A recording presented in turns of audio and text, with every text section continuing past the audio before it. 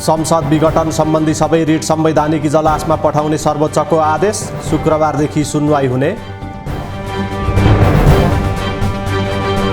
प्रतिनिधि सभा विघटनपछिको अवस्थाबारे सभामुखद्वारा संविधानविदहरूसँग छलफल, संविधान अनुरूप कदम चाल्न सुझाव।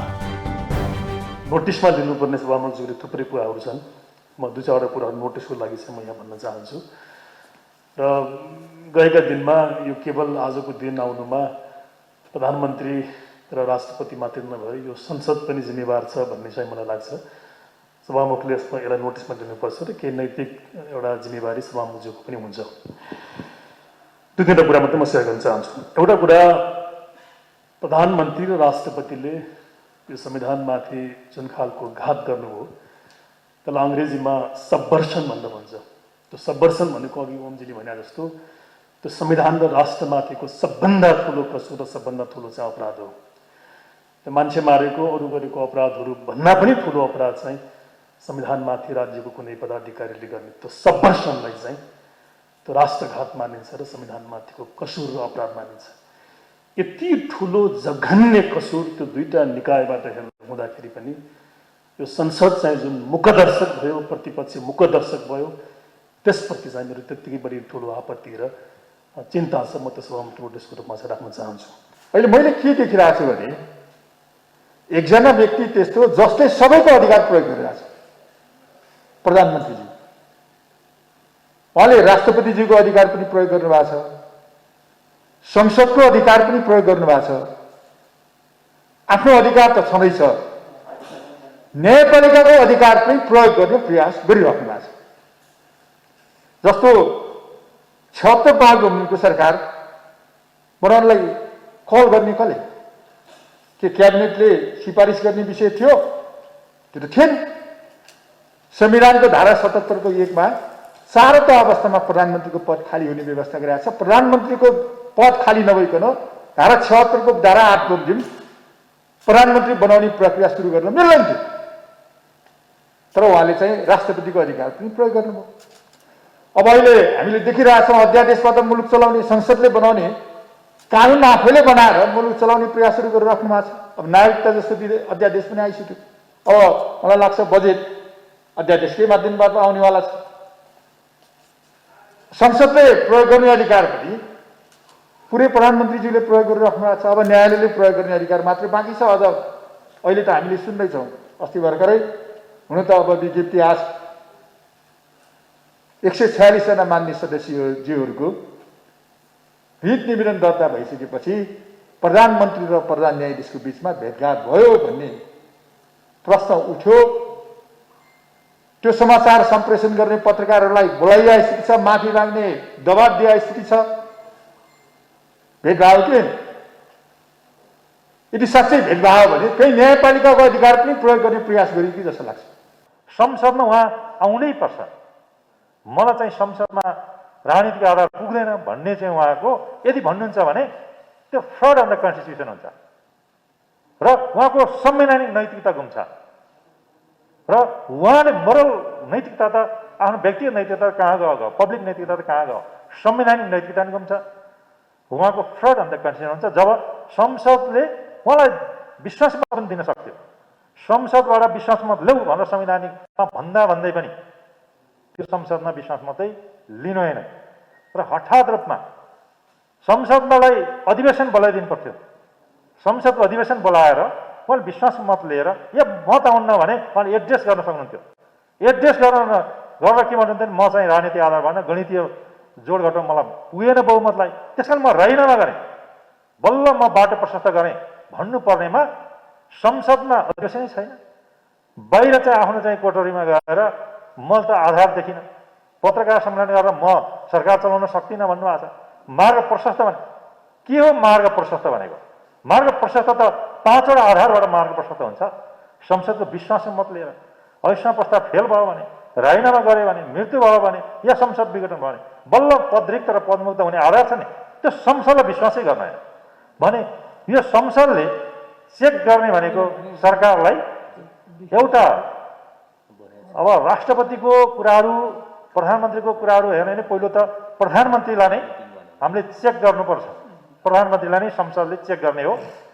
अब प्रधानमन्त्रीले काट्ने अधिकार केवल संविधान र कानुनबाट मात्रै प्राप्त हुन्छ, त्यहाँभन्दा अरू चाहिँ पाउने ठाउँ छैन। संविधान र प्रतिनिधि सभाको नियमावली अनुसार नै आफू चल्ने सभामुखद्वारा स्पष्ट असाधारण कदम चाल्न सक्ने भनाई। संविधानमा सबै कुरा लेखिएका पनि हुँदैनन्। संविधान हाम्रो राष्ट्रका लागि हो र संविधान यो राष्ट्रका लागि भएको हुनाले त्यो राष्ट्रिय हितलाई केन्द्र बिन्दुमा राखेर त्यो गरिएको हुन्छ र त्यसलाई चाहिँ व्याख्या गर्दाखेरि, त्यसको प्रयोग गर्दाखेरि, अभ्यास गर्दाखेरि हामीले चाहिँ राष्ट्रिय हित अनि त्यसपछि संविधानको रक्षा र लोकतन्त्रको विकास विस्तार र सुदृढीकरणलाई चाहिँ केन्द्रबिन्दुमा राखेर गर्नुपर्छ र आवश्यक पर्दाखेरि अहिले तपाईँहरूले भनेको कुरासित म पूर्ण रूपमा सहमत छु कि अरूले के गरी सोच्छन् त्यो मेरो सरकारको विषय भएन। सरकारको विषय भन्दा अरूले के गरी सोच्छन् त्यो उनीहरूको कुरा हो। मैले सोच्ने कुरा चाहिँ के हो भने विशेष गरी संविधान र प्रतिनिधि सभाको नियमावली अनुसार नै मैले चल्न पर्छ। तर फेरि आवश्यक पर्दाखेरि नेपाली जनताले 334 जनालाई सार्वभौम अधिकार सुम्पिएका छन् र अहिले सङ्घीय संसदको नेतृत्वको हैसियतले, प्रतिनिधि सभाको चाहिँ सभामुखको हैसियतले त्यो अधिकार मबाट अभिव्यक्त हुनुपर्छ। आवश्यक पर्दा देश, जनता, संविधान, लोकतन्त्र र नेपाली जनताको अधिकारका लागि मैले त्यो नेपाली जनताले प्रदान गरेको निहित अधिकारलाई फेरि पनि आवश्यक पर्दाखेरि प्रयोग गर्नुपर्छ। त्यो भनेको धेरै असाधारण र धेरै यहाँ तपाईँहरूले भन्नुभएको छ। त्यो गर्नलाई हामी चाहिँ 3 दिनका अझ घन्टाका पनि चाहिँ यहाँ चाहिँ सबै कुराहरूलाई चाहिँ विचार गरेर, मनन गरेर र हामी एउटा शब्द अलि मन पराउँछौँ, ठोस स्थितिको ठोस विश्लेषण गर्दै आवश्यकता पर्दा भने केन्द्रबिन्दुमा चाहिँ देश र जनता नै हुन्छ। देश र जनताको अधिकतम हितदेखि बाहेक दाहिना बायाँ जाने त कसैलाई अधिकारै हुँदैन। त्यसकारण त्यो देश र जनताको अधिकतम हित गर्न पर्दाखेरि कहिलेकाहीँ संविधान अनुसार नै हो, त्यसमा दुई मतै छैन। संविधानको त्यो मर्म र भावनालाई ठिक ढङ्गले आत्मसात गर्ने गरी काम गर्नका लागि तयार छु। अदालतले संविधान र संसदीय व्यवस्था बचाउने देउवाको विश्वास, राष्ट्र बनाउने मुख्य शक्ति काङ्ग्रेस भएको पौडेलको दाबी। नेपालीका प्रजातन्त्रका लागि लडेको पार्टी हो, स्वतन्त्रका लागि लडेको पार्टी हो, लिबर्टीका लागि लडेको पार्टी हो। त्यसैले चाहिँ नि यो पार्टी जो हामीले एक खतम गर्न थाल्यो, यो विषयमा हस्तक्षेप गर्न थाल्यो र यो मनपरी तन्त्रले गर्दाखेरि यो चाहिँ प्रजातन्त्रमा नै खतरा ल्याउनु खोजेको हुनाले काङ्ग्रेस पार्टीले यो चाहिँ यो अदालतमा गएको छ, सबै आवाज उठाएको छ। तर हामी चाहिँ कोभिडको कारणले हामी जनतामा हामी सडकमा जान सकेका छैनौँ। जनताको कारणले हामी चाहिँ ठुल्ठुलो गर्न सकेका पनि छैनौँ। तर चाहिँ यो मिडिया जगतले नै जनमत सिर्जना गर्ने काम गर्नु पर्यो। किनभनेदेखिलाई हामीले चाहिँ अहिले जनतामा गएर जनतालाई गरेर यो कोभिडको बेलामा झन् कोभिड फैलाउने काम हामी त अपराध गर्नु हुँदैन। त्यस कारण चाहिँ हामी त्यो गर्नु खोजेर अब केही साथीहरू जाउँ आन्दोलन गरौँ भन्दैछन्, मैले रोकिरहेको छु। किनभने यो काम गर्नु हुँदैन। हामीले कोभिड अब एउटा कुरा थियो, कोभिड भएको कारणले चाहिँ हाम्रो पनि एउटा मानवीय कर्तव्य छ कि चाहिँ हामीले कोभिड बेला अरू साथीहरूलाई कोभिड होस्, जनतालाई कोभिड होस्, कोभिड फैलियोस् भन्ने हामीले चाहनु हुँदैन। त्यसै कारण चाहिँ नि हामीले चाहिँ यो जनतामा जाउँ भन्ने कुरालाई, जुन आन्दोलन गरौँ भन्ने कुरालाई मैले व्यक्ति रूपमा मैले गरौँ भनेको छु, रोजेको छु। त्यसै लागि म दुःखी छु। तर के भनेदेखिलाई जनताको जीवन बहुत ठुलो कुरा हो, जीवनभन्दा ठुलो कुरा के छ। त्यसै कारण जीवन बचाउनको लागि मलाई विश्वास छ। अदालत स्वतन्त्र न्यायपालिका हो। अदालतले यो चाहिँ अन्य यो चाहिँ संविधानमाथिको हस्तक्षेप, संविधानमाथिको चाहिँ यो चाहिँ संविधानलाई खत्म गर्ने, संविधानलाई चल्न दिने किसिमको जो अहिले षड्यन्त्र सुरु गर्छ, यसलाई परास्त गर्नेसँग विश्वास लिएको छु। लोकतन्त्र बचाएर राष्ट्र बचाउने सवाल छ आज। त्यसकारण त्यो बचाउनको लागि मूल शक्ति भनेको नेपाली काङ्ग्रेस। आज यो लोकतन्त्रको पक्षधर पहरेदार नेपाली काङ्ग्रेस यदि सक्षम हुन सकेन, सबल हुन सकेन, एकताबद्ध हुन सकेन भने होइन, यो लोकतन्त्रलाई चाहिँ रक्षा गर्ने कुरा, यो राष्ट्रको रक्षा गर्ने कुरा कमजोर पर्न जान्छ। यो कुरा पनि म तपाईँहरूलाई निवेदन गर्न चाहन्छु। यो कुनै घमण्ड होइन। अध्यादेश मार्फत पूर्ण बजेट नल्याउन सरकारलाई चौतर्फी दबाव, काम चलाउ बजेट मात्र ल्याउन माग। चौतर्फी विवादका बीच सरकारले अध्यादेश मार्फत जेठ 15 गते बजेट ल्याउने, शुक्रबार आर्थिक सर्वेक्षण सार्वजनिक गरिने।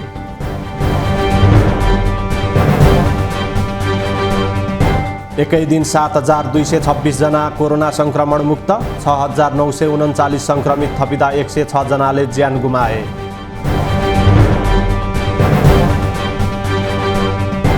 नेपालमा कोभ्याक्स अन्तर्गत जोन्सन एन्ड जोन्सन खोप ल्याउने तयारी, खोप ल्याउन स्वास्थ्य सेवा विभागले थाल्यो पहल।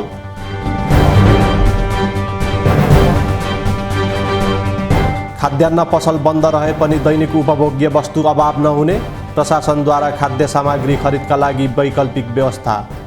78/2/14 देखि 78/2/20 गतेसम्म जुन हामीले निषेधाज्ञालाई चाहिँ निरन्तरता दिने निर्णय गरेका छौँ र यसमा थप अलिकति क्षेत्रहरूलाई सीमित गरेको अवस्थामा अब यो चाहिँ निषेधाज्ञाको अवधिभर किराना पसल, खाद्यान्न पसल र डिपार्टमेन्टल स्टोर पनि बन्द गर्ने भनेर जुन निर्णय गरियो, त्यस निर्णय पश्चात अब यो आपूर्ति व्यवस्थापन कसरी मिलाउने भन्ने सम्बन्धमा आज चाहिँ हामी नेपाल खाद्य व्यवस्था तथा व्यापार कम्पनी लिमिटेड, साल ट्रेडिङ कर्पोरेसन लिमिटेड, उपभोक्ता संरक्षण मञ्च र खाद्य किराना थोक व्यापार सङ्घका प्रतिनिधिहरूसहित हामी अहिले यहाँ बैठक गऱ्यौँ र यो बैठकबाट अब विभिन्न निर्णय भएको छ। अब हामीले यो कोरोनाको सङ्क्रमण दर घटाउनकै निम्ति हामीले यो निर्णय गरेको हो। अब यस्तो अवस्थामा पनि आपद विपदमा परेको मानिसहरूलाई चाहिँ, नागरिकहरूलाई चाहिँ अत्यावश्यक पर्ने दाल, चामल, तेल, नुन लगायतका